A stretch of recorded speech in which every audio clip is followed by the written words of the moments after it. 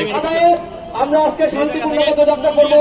সবাইকে মনে রাখতে হবে, ছাত্র সমাজ সবসময় অন্যায়ের বিরুদ্ধে সোচ্চার, সবসময় অন্যায়ের বিরুদ্ধে সোচ্চার।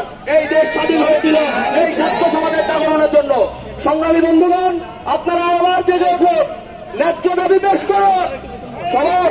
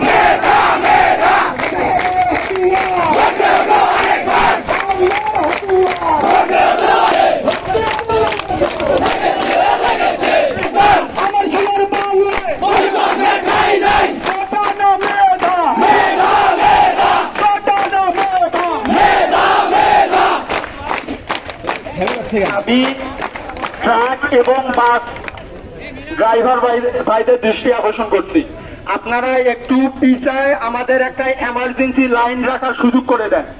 এখান থেকে যদি কোনো